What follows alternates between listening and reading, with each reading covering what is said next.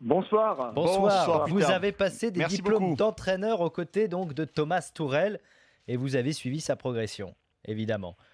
Je vous laisse avec Dugas. Oui, oui, bonsoir. Bonsoir. Alors, oui, je le connais bien parce que pendant les diplômes qu'on a fait ensemble à Cologne, alors c'était 2006, alors on partageait la même chambre dès qu'on a fait une excursion pendant cette année, on était ensemble, on vient de la même région, oui, je le connais très bien, je crois, oui. Est-ce que justement cet entraîneur, alors fan de Guardiola, donc peut-être un peu de l'école aussi Bielsa par la même occasion, c'est un entraîneur assez dogmatique, assez idéaliste. Est-ce qu'à un moment ou un autre, ça peut et pas suffisamment pragmatique? Est-ce que ça peut être un problème à un moment?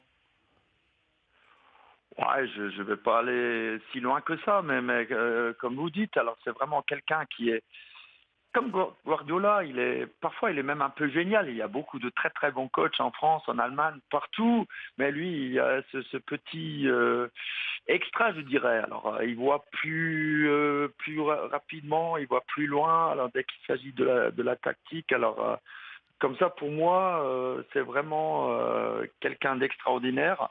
Et je crois que le PSG, il a fait un très très bon choix. Est-ce que il y a des entraîneurs qui disent que justement avec Thomas Tuchel, il faut avoir au moins le bac pour pouvoir comprendre ces séances d'entraînement. Alors je vous cache pas des joueurs de foot qui ont le bac, il n'y en a pas tant que ça.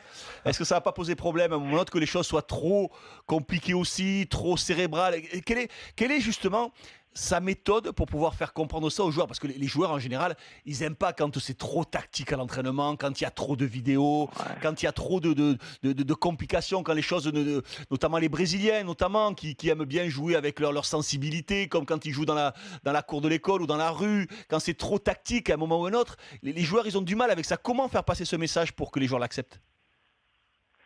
Oui, alors c'est ça la question, mais il y a les deux, je crois. Alors, comme vous dites, il y a toujours le jeu, comme les Brésiliens aiment, mais après, le football, surtout le côté tactique, c'est avec le cerveau. Et là, ils trouvent les bons exercices pour progresser. Alors, comment est-ce qu'on progresse? Quelle est une séance tactique? C'est quand on doit travailler avec le cerveau, quand on rencontre de nouvelles situations, peut-être un peu, on exagère un peu pour le côté tactique. Et c'est comme ça qu'on apprend. Et ça, il sait très bien faire. Mais quand il aime le jeu, alors le jeu, ça reste. Alors on peut aussi faire des progrès en faisant des jeux un peu, ah ouais, un peu nouveaux, un peu ouais, construits. Mais alors là, je crois, là, il est bien, je crois. Peter Zidler, donc vous qui connaissez bien Thomas Tourelle, on dit de lui qu'il est parfois un peu autoritaire dans un vestiaire. Est-ce que ça peut pas poser problème justement dans un vestiaire où il y a beaucoup de stars et beaucoup d'ego?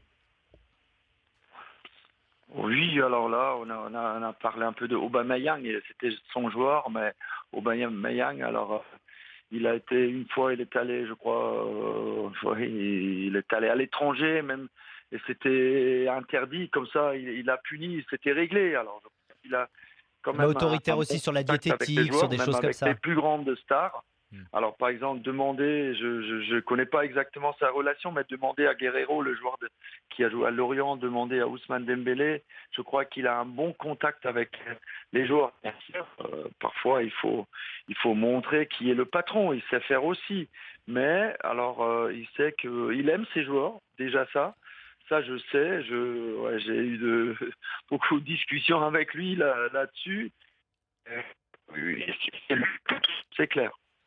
Est-ce que il a identifié, on parle des problèmes du Paris Saint-Germain, s'il y a des moyens, il y a des grands joueurs, c'est plus un problème de structure, c'est plus un problème d'ordre, de discipline aujourd'hui qu'il y a au Paris Saint-Germain. Vous pensez qu'il est capable de remettre de l'ordre dans la maison Paris Saint-Germain? Oui, à voir, à voir. Bien sûr, c'est le club en France avec l'OM, Lyon, bon, peut-être moins avant, mais alors je le sens capable de le faire. Alors il a parlé de l'équipe.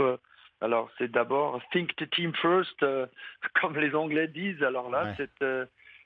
cette phrase très importante, elle est aussi valable pour le PSG. Et oui, on va voir, mais je le sens capable. Mais comme vous dites, c'est vraiment peut-être la question la plus importante.